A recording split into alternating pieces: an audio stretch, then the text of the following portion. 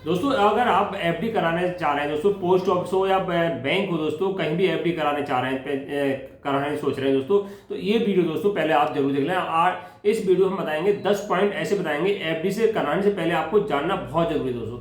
आपके लिए एफडी से कराने जानना इसलिए जरूरी है दोस्तों क्योंकि इसमें आपको बेनिफिट क्या हो सकता है, क्या क्या आपको ध्यान रखना है एफडी कराने दोस्तों। सबकी ज्यादा पसंद होती है एफडी कराना, फिक्स डिपोजिट दोस्तों।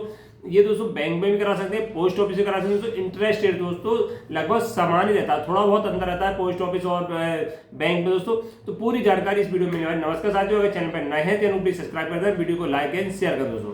एफडी से दोस्तों आपने देखा होगा फिक्स डिपॉजिट यानी एक मुश्त पैसा आप जैसे सरकार से कोई लोन लेते हैं दोस्तों, कोई बैंक से लोन लेते हैं तो बैंक वाले आपको हर महीने आपसे ब्याज लेते हैं दोस्तों, और कुछ पैसा आपको नगद देते हैं, 1 लाख 2 लाख या 20 लाख या जितना आप लोन लेते हैं बैंक वाले आपको वो पैसे देते हैं, उसका ब्याज देते हैं। उसी प्रकार से जब एफडी करते हैं तो समझो हम बैंक को या पोस्ट ऑफिस को लोन दे रहे हैं, लोन के बदले में जो हम पैसा दे रहे हैं उसका हमें ब्याज मिलता है दोस्तों। हम उल्टा बैंक या पोस्ट ऑफिस को लोन दे रहे हैं, वो होती है फिक्स डिपॉजिट यानी एक मुश्त पैसा आपको इस स्कीम में लगाना पड़ता है, उसका ब्याज दोस्तों हर महीने हमें मिलता रहता है। हर महीने नहीं मिला कर दोस्तों, यानी ये साल में 1 साल ही कराते तो 1 साल में ब्याज मिल जाएगा, 2 साल ही कराते 2 साल में मिलेगा, तो 5 ही कराते तो 5 में जैसी मैच्योरिटी पूरी होगी तो पूरा ब्याज मिल जाता है। एफडी में दोस्तों इसमें बताएंगे कि हमें एफडी कराते समय कितने जो 10 पॉइंट है तो कौन कौन से जिनका हमें ध्यान रखना है दोस्तों।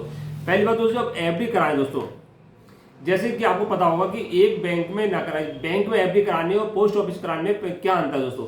जैसे बैंक के आरबीआई के रूल्स है दोस्तों, बैंक में आरबीआई के रूल्स चलते हैं दोस्तों। उसमें क्या होता है कि अगर बैंक में कोई चीज फिक्स कर रहे हैं, जो पैसे फिक्स कर रहे हैं या पैसे पड़े हैं अकाउंट में, भाई साहब बैंक दिवाली घोषित होती है दोस्तों, महाराष्ट्र में बैंक दिवाली घोषित हुई है। अभी इससे फिलहाल तो फरवरी में दोस्तों न्यू इंडिया कोऑपरेटिव बैंक है दोस्तों, ये भी महाराष्ट्र की दोस्तों, ये भी दिवाली घोषित हो चुकी है, बंद हो चुकी है। अब इसमें ग्राहक को ज्यादा परेशान है। इसमें होता क्या है कि 10 जो केवल तो ये बैंक डूबती है दोस्तों, उसमें केवल 5 लाख जो आरबीआई के रूल्स हैं, केवल उसमें 5 लाख रुपए सुरक्षित रहता है। जो पैसे जमा करा आपने 20 लाख मान लो एफडी करा रखी दोस्तों, अगर दिवाली घोषित हो गई तो दोस्तों 20 लाख की एफडी कुछ ना कुछ ब्याज मिलेगा दोस्तों, वो ब्याज भी गया दोस्तों, और आपके जो पैसा जमा करा वो भी चला जाता है। और पोस्ट ऑफिस में क्या होता है, जो पैसा आपने जमा करा दोस्तों, ऐसी कोई आरबीआई के रूल नहीं चलते दोस्तों, सरकार कोई ऐसी गाइडलाइंस नहीं है कि पोस्ट ऑफिस आपका दिवाली घोषित हो गया बंद हो गया तो आपका पैसा कितना मिलेगा दोस्तों।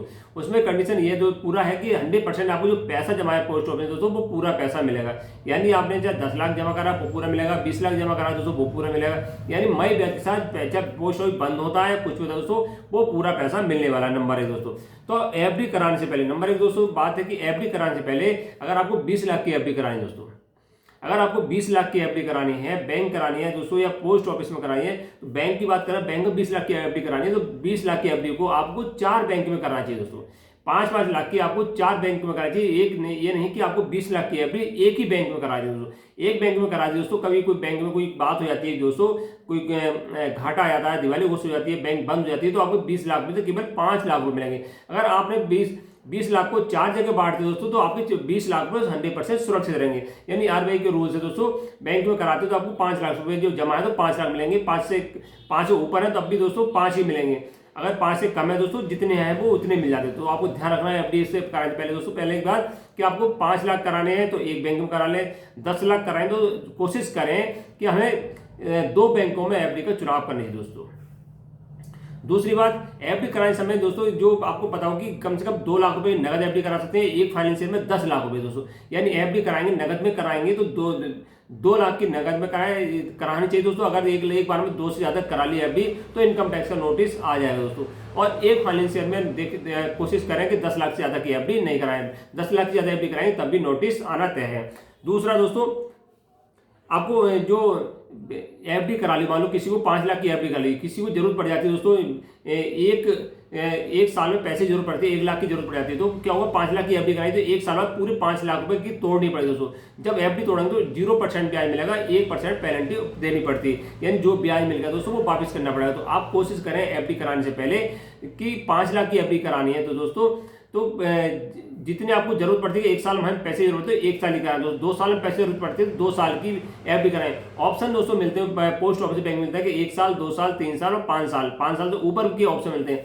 तो आपको ध्यान में रखना है कि जितने की एफडी कराएं दोस्तों, तो पहली बात तो उसमें देख लें कि हमें पैसे की जरूरत कब पड़ने वाली, उस हिसाब से एफडी का सालों का चुनाव करना चाहिए। जिस साल की आपकी जरूरत पड़े उतने दिन की एफडी करनी चाहिए, यानी कि आपने 2 साल की एफडी करा ली, 1 साल बाद में आपको फीस भरनी है, शादी ब्याह करनी दोस्तों, तो उस हिसाब से एफडी करानी चाहिए। तीसरा है दोस्तों टीडीएस। तीसरी बात टीडीएस का ध्यान रखिए। एफडी कराते समय ये ध्यान रखिए कि हम जो एफडी करा रहे हैं उसमें कितने परसेंट हमें ब्याज मिलेगा दोस्तों। अगर जो नॉर्मल सिटीजन है दोस्तों, जो बजट पेश हुआ है 2025 में, उसमें कर दिया, नॉर्मल सिटीजन ने कर दिया कि नॉर्मल सिटीजन को अगर एक फाइनेंस ईयर में 1 साल के अंदर 50,000 ब्याज मिलता तो कोई भी टीडीएस नहीं काटा जाएगा। और जो सीनियर सिटीजन है दोस्तों, उन्हें 1 लाख तक का ब्याज मिलता है तो उन पर कोई भी टीडीएस नहीं काटा। जैसे 1,10,000 1,05,000 ब्याज होता है दोस्तों, तो पूरी पे 10% टीडीएस काटा जाएगा। जो सीनियर सिटीजन है उनका भी 1 लाख से ऊपर होगा तो पूरे पे, यानी पूरे जितना 1,05,000 तो 1,05,000 में 10% टीडीएस काटा जाएगा, यानी 10,500 रुपये टीडीएस कट जाएगा दोस्तों। और उनमें जो नॉर्मल है दोस्तों, उनका 50,000 से ऊपर है तब उनका 10% टीडीएस का आएगा। ये ध्यान रखना है आपको टीडीएस के संबंधित कि कितने का हमें ब्याज मिल रहा है। अगला दोस्तों पैन कार्ड। जैसे एफडी कराएंगे दोस्तों, एफडी कराएंगे तो पैन कार्ड की आवश्यकता पड़ती है। अगर पैन कार्ड नहीं है, पैन कार्ड है तो आपको टीडीएस 10% कटता है।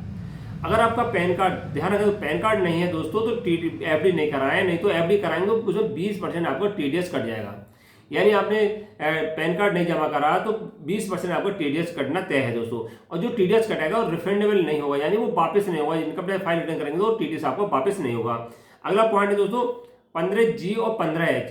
एफडी कराने के बाद दोस्तों ध्यान रखना है कि 15 जिनकी आयु 60 साल से कम है वो 15G फार्म भरें, और जो 60 साल से ऊपर सीनियर सिटीजन है वो 15H फार्म जरूर भर दें। जिससे क्या होगा, उनका टीडीएस जो टीडीएस है दोस्तों नहीं कटा है। रूल्स के 50,000 और 1 लाख की छूट मिलती है, वो टीडीएस आपने अगर ये फार्म भरती है तो आपको टीडीएस नहीं कटेगा।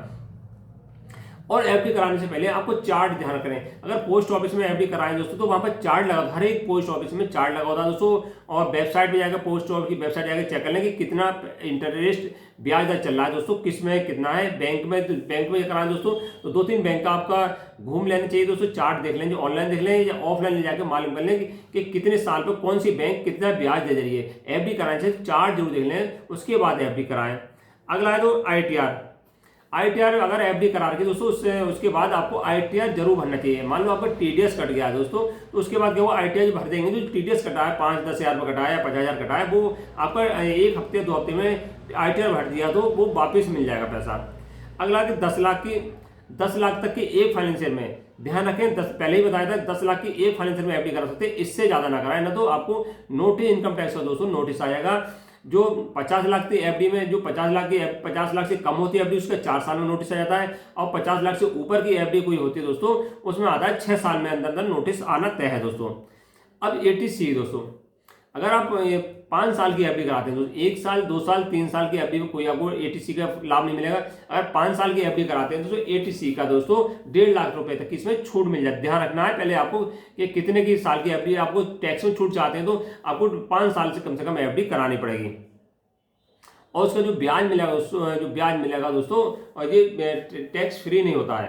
अब है दोस्तों कि ब्याज जो मिलता है दोस्तों वो कितने ब्याज ले सकते हैं। मान लो एक जो न्यू रूल्स है दोस्तों उसमें है कि 1 लाख रुपए जो सीनियर सिटीजन वो ले सकते हैं, और जो नॉर्मल सिटीजन है वो 50,000 तक का ब्याज ले सकते हैं दोस्तों। ये 8-10 बातें आपको ऐसी बताई हैं जिनको आपको, जो 8-10 बात बताई दोस्तों, अगर एफडी कराने पहले अगर इन बातों को ध्यान रखेंगे तो आपको एफडी में कोई भी आपको टीडीएस नहीं कटेगा, कोई ब्याज नहीं है दोस्तों, और फायदे नहीं है दोस्तों। नमस्कार साथियों।